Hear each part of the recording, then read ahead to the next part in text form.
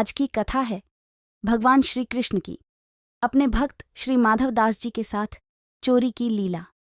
भगवान श्री कृष्ण को माखन चोरी करने का बचपन से ही शौक था। माधव दास जी रोज शाम को समुद्र किनारे घूमने जाया करते थे। माधव दास जी का जगन्नाथ जी के साथ सखा भाव था, इसीलिए प्रभु उनके सखा बनकर प्रकट हो जाया करते थे। एक दिन भगवान श्री कृष्ण आए। माधव दास जी ने देखा भगवान बहुत उदास है। उन्होंने पूछा, क्या हुआ, इतने उदास क्यों हैं? भगवान बोलते हैं, कुछ नहीं। माधव दास जी फिर पूछते हैं, अरे बताओ बताओ क्या बात है मित्र? भगवान बोलते हैं, एक बात है, वृंदावन छोड़कर यहाँ जगन्नाथपुरी में आए तब से चोरी करने को नहीं मिली। माधव दास जी बोले, अरे बचपन की बातें छोड़ो। भगवान कहते हैं, जो आदत लगी है उसका क्या कर सकते हैं? माधव दास जी बोलते हैं, अब इतनी आदत लगी है तो कर ही लो चोरी। भगवान कहते हैं, कैसे कर ले, कोई साथी ही नहीं है यहाँ पर। वहाँ वृंदावन में तो हमारे मित्रों के साथ चोरी किया करते थे, माखन चुराया करते थे। यहाँ तो कोई सखा ही नहीं है, बस एक तुम ही हो। भगवान बोलते हैं, चलो। माधव दास जी पूछते हैं, कहाँ? भगवान कहते हैं, चोरी करने। माधव दास जी कहते हैं, हमें तो भजन करने की आदत है, ये चोरी करना नहीं आता। भगवान कहते हैं, अरे उसमें क्या है, चोरी करना तो हम सिखा देंगे। चोरी करने में तो बस थोड़ी फुर्ती रखनी चाहिए। माधव दास जी कहते हैं, चलो अब मित्र बनाया है तो तुम्हारे साथ चोरी भी कर लेंगे, लेकिन यह बताओ चलना कहाँ पर है? भगवान कहते हैं, जगन्नाथपुरी के राजा के बगीचे में बड़े सुंदर कटहल के फल लगे हैं और वह भेजते ही नहीं हैं। माधव दास जी बोलते हैं, चोरी करने की क्या जरूरत है? राजा जी हमारे शिष्य हैं, कल हम उनसे कहेंगे और आपके लिए कटहल ले आएंगे। भगवान कहते हैं, नहीं, ऐसे नहीं, मज़ा तो चुराने में ही आएगा। माधव दास जी और प्रभु जगन्नाथ जी राजा के बगीचे पहुंचते हैं। भगवान माधव दास जी से बोलते हैं, धीरे धीरे बोलना। माधव दास जी को तो कोई अभ्यास था नहीं। जैसे ही कटहल के पेड़ के पास पहुंचे, भगवान बोले, ऊपर चले जाओ, ऊपर से कटहल गिराना, हम नीचे से संभाल लेंगे। माधव दास जी जोर से बोलते हैं, कन्हैया किस पेड़ पर चढ़े, इस पर या उस पर?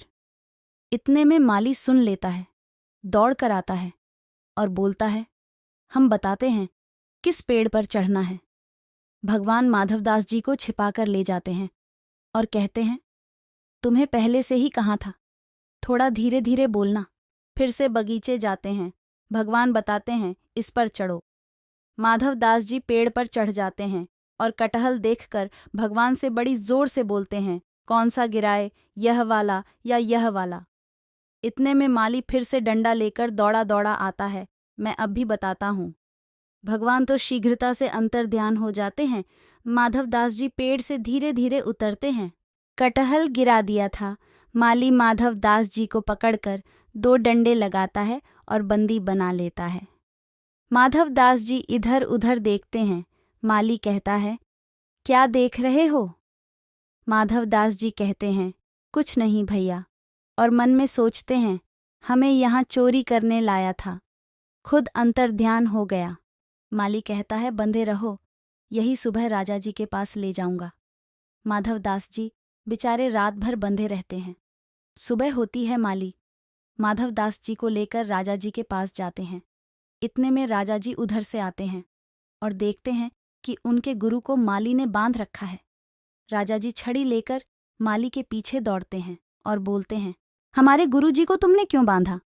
माधव दास जी बोलते हैं, अब काम ही ऐसे किए थे, बंधने के तो बंधेंगे ही। राजा जी पूछते हैं, आपने क्या किया ऐसा? माधव दास जी बोलते हैं, चोरी। राजा चौंक पर बोलता है, आपने चोरी? माधव दास जी कहते हैं, हाँ। राजा पूछता है, कैसे? माधव दास जी कहते हैं, कुसंग में पड़कर सब करना पड़ता है। राजा जी बोलते हैं, किसका कुसंग? माधव दास जी बोलते हैं, यहाँ नहीं, घर पर बताएंगे। राजा जी माधव दास जी को घर लेकर जाते हैं। माधव दास जी राजा को पूरा वृतांत बताते हैं। सब सुनकर राजा की आंखें प्रभु भक्ति में नम हो जाती हैं और राजा जी उसी समय पूरा बगीचा ही श्री जगन्नाथ जी के नाम कर देते हैं।